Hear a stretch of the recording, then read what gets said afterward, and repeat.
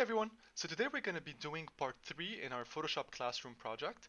Basically in part 2 we talked about how to do selections and how to understand selection and quick selection, understanding the polygonal lasso tool, the magnetic lasso tool, and all of those above.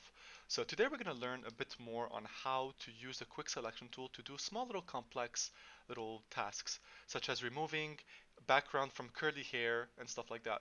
We're also going to look at how to understand the grow selection tool, the similar selection tool, color range selection tool, and in the end how to learn how to mask. So I'm going to get a subject right now.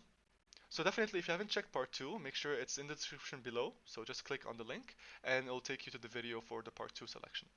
So I'm going to open here. I'm actually going to click and drag from my folders right here. Desktop, I'm going to get the portrait of the model. There we go. So as you can see, she has wavy curly hair that is going through the background. So to be able to see this a bit better, what I'm going to do is change the background to black, just to show you what we're going to be doing today. Put it on the side, there we go. So, first things first, I have to unlock my layer, which I already did. Second, this model image is a smart object, so I have to right click and rasterize this image. Perfect. Next, I'm going to grab my quick selection tool right here and select the subject by clicking on it and dragging the mouse around. Pressing V on my keyboard or the tool, move tool right here, to be able to cut this image and move it to the side. Now, first thing you notice is that one, I left a lot of details on the subject. A lot of the hair has not been selected, which is not very good. We need those details, we want those details. Second, when I'm dragging the character away, I notice that the background is also in between the strands of hair, and that's not very good looking. So how do we fix this? We're going to use something called Refine Edge Selection. So if I have my quick selection tool activated, you're going to notice that here I have something called Select and Mask. Now, for CC versions of Photoshop, so 2017 and above, you will have something called Select and Mask. For people who are using an older version of Photoshop, such as CS6, you will have something called Refine Edge Tool. It's going to be in the same location on the top, and it's going to be called Refine Edge. Okay?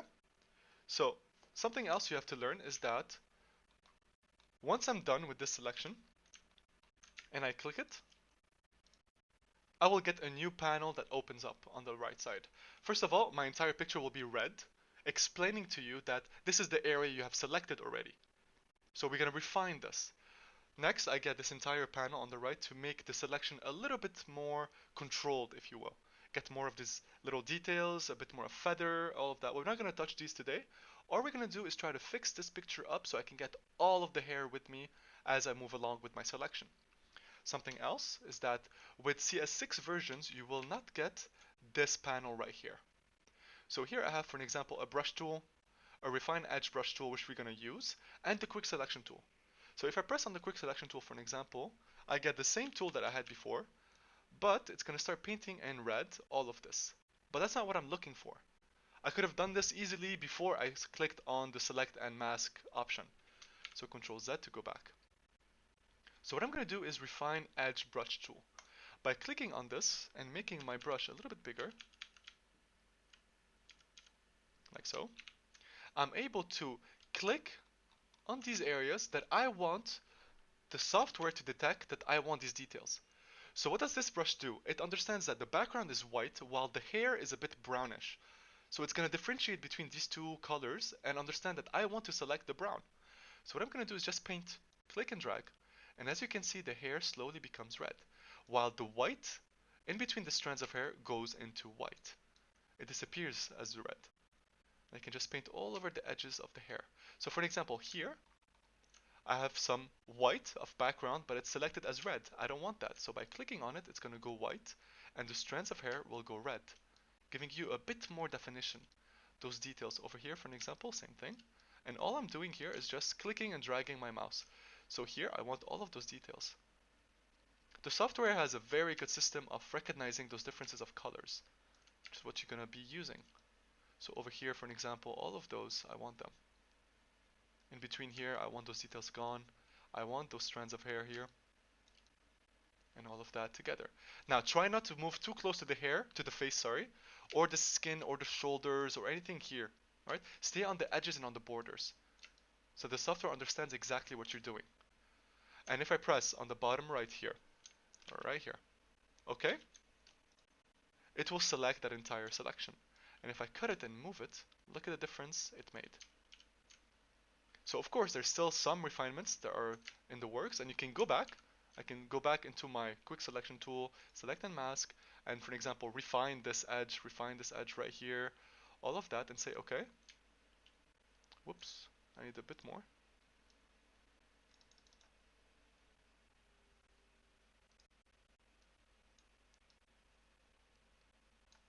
Let's try it now. It needs a bit more refinement with the subtools and everything, but still, this is pretty decent. Here, if you want, you can just go back in with an eraser tool and just really delete all of these little points that you have as white. Should be fine. A little bit of manual labor is not a problem here. But of course, using the settings, if you go into the settings a bit more, it will help you out to do this. But I'm not going to go into them. It's still a beginner course. So we're going to go with this. There we go. That's the first step of understanding how quick selection and the refine edge or the select and mask works. All right, to give you those little details. So let's go to something else right now.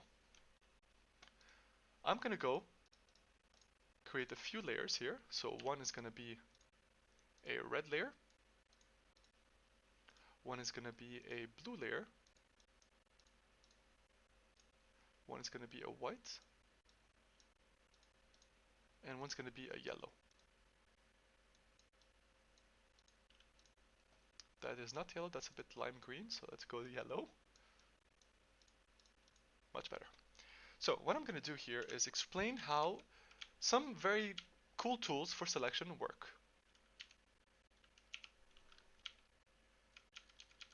So what I'm going to do is just quickly erase a few things. So of course, the layer system, as we understood from previous videos, is that it works by understanding what's under it. So I'm erasing from the yellow, and what's under it? The white. So now I'm going to go to the white layer, select it, and I'm going to remove a few more chunks here. Let me delete a few more here. There we go.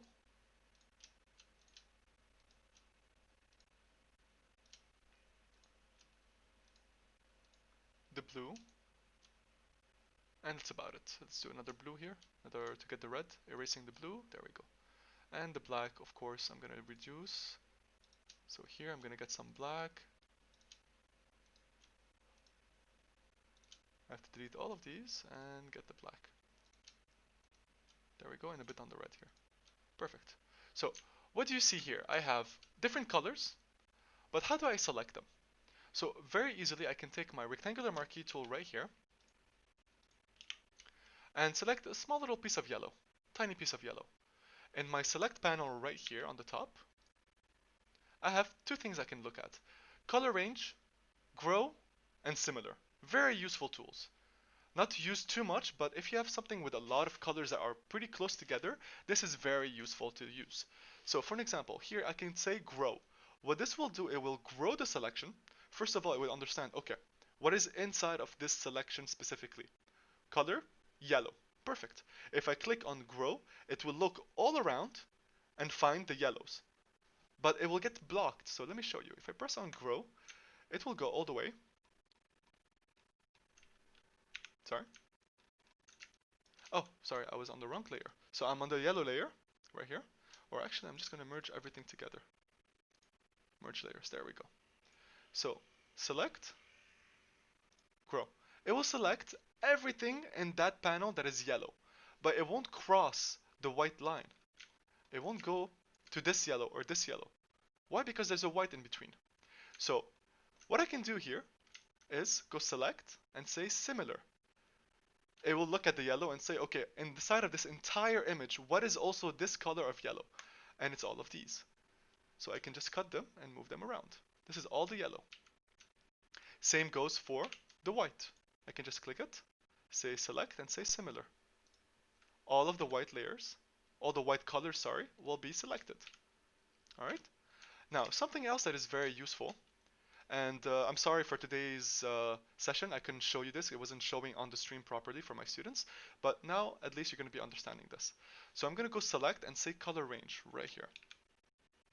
Okay? What this will do, it will open a panel like so. Everything is black. And I have this small little icon, if you can see it, it's an eyedropper.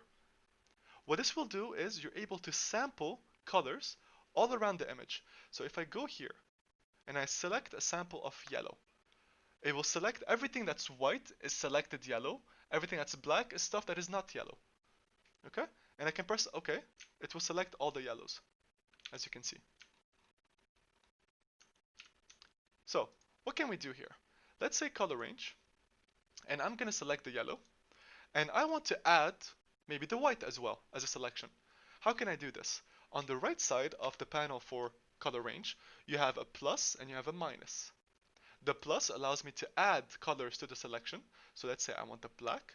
As you can see, what happened is all the yellow and all the black have been selected. And if I want to remove the yellow, I can, like so. So now only the black is selected. I can add the red. I can add all the colors, the blue as well, the white, the yellow, and now if it's all white, everything is selected. Minus, I can remove the white, as you can see. I can remove the yellows and all of that. Okay, and by pressing OK, it just selects whatever color you are selecting. So I hope this helps to give you the best idea of how to select certain things. Alright, so let's jump to something else. Masking, which is to me the most versatile way of selection. So let me delete this, create a new image. Perfect. So the most versatile way of selection is called a mask. To understand what mask does, you have a layer, next to it you have a mask. The mask is basically an invisible paper that goes on top of that layer, and it's either black or white. Alright, so when the mask is white, the picture is always shown. The image, the layer is always visible. If it's black, the layer or the picture will be invisible.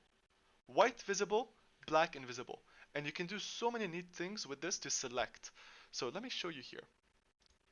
File open, I'm actually going to get a new image. Let's say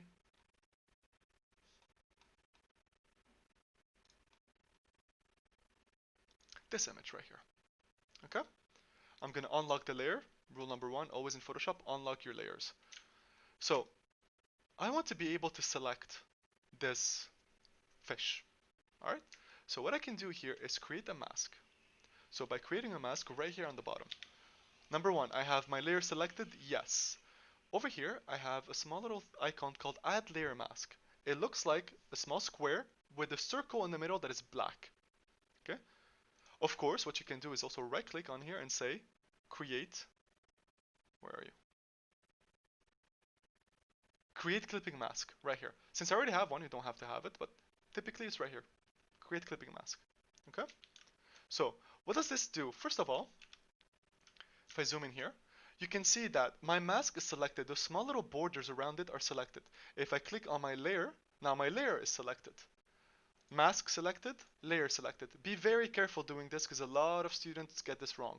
Sometimes they're thinking that they are painting on top of the layer while they're actually painting on top of the layer, and it makes a lot of mistakes. So make sure you are selecting on the layer. Now, what I can do here is by pressing Control I on my keyboard or Command I on a Mac, you're able to inverse this mask. As you can see, my image of the fish is completely gone and I get a transparent layer. Alright, so Control I again on the mask, it will show me the fish again. So how can this be useful for, let's say, selections? I'm going to grab my brush, B, on my keyboard, or it's over here. There we go. And I look at my mask, it's white. For me to remove information from the picture, I have to paint in black. So I'm going to go here and paint in black. So by painting in black right now, I will be removing information from this picture.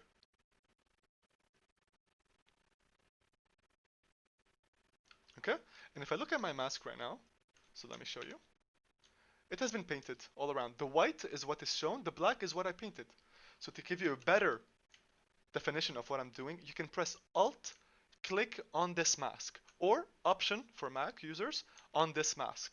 By doing so, I can see where I painted. So let's say here I still have some white, I need to remove that.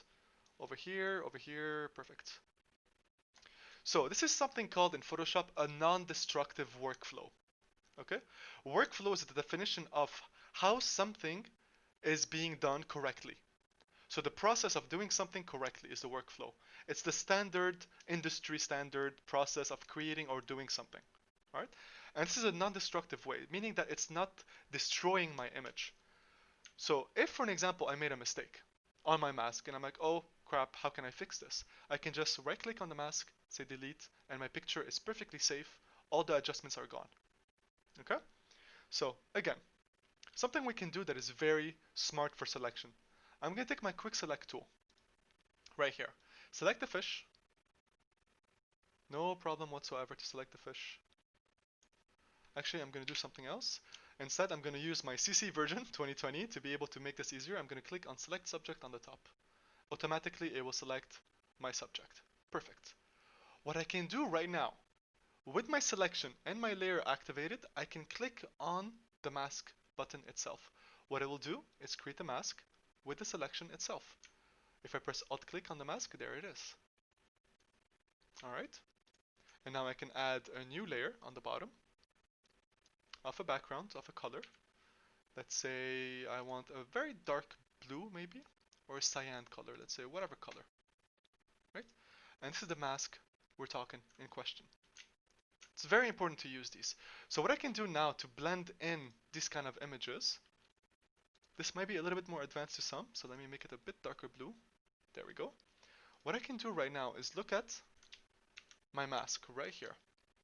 Okay? And I can select my brush, B,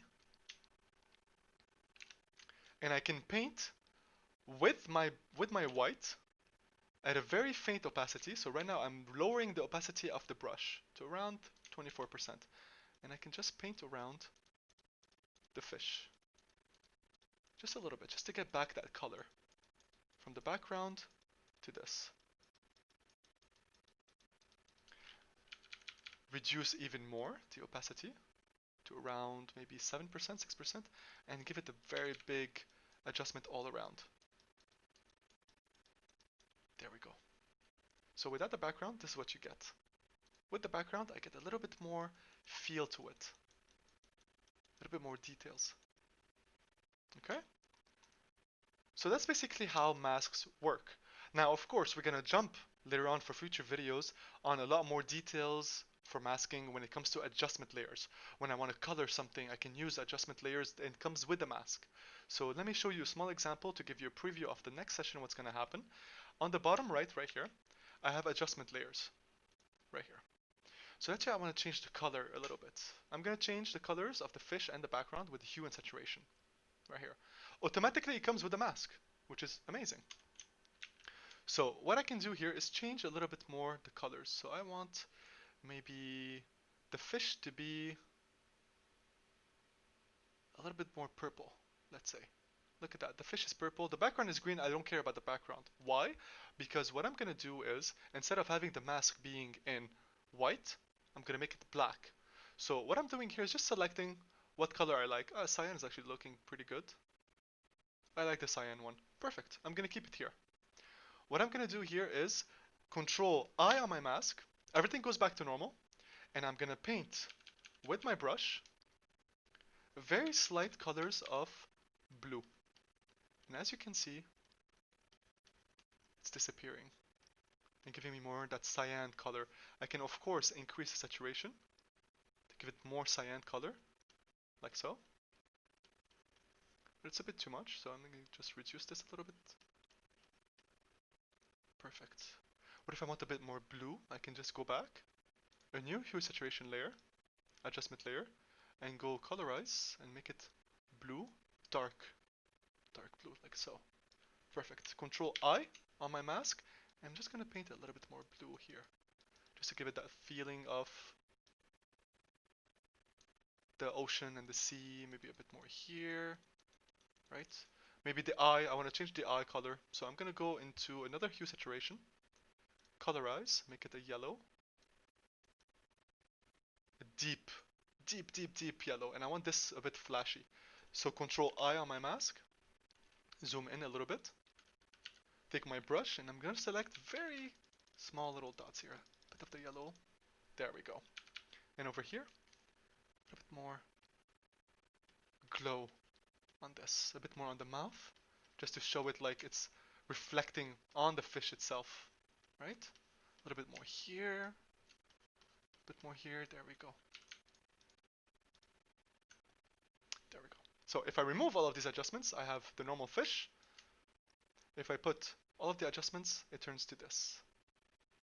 A little bit more demented, a little bit more like demonic, evil kind of fish, which is perfectly fine.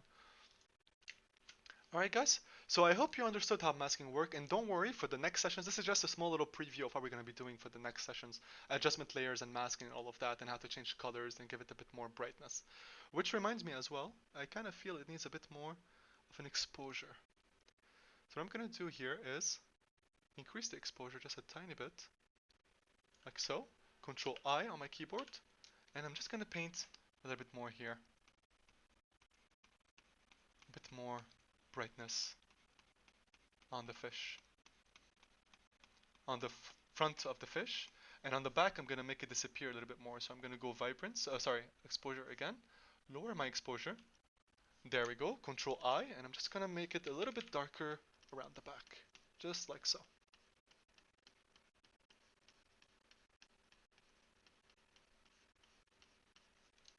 Perfect. So now I remove everything, and I can see this was how it was, and now the new one looks like that.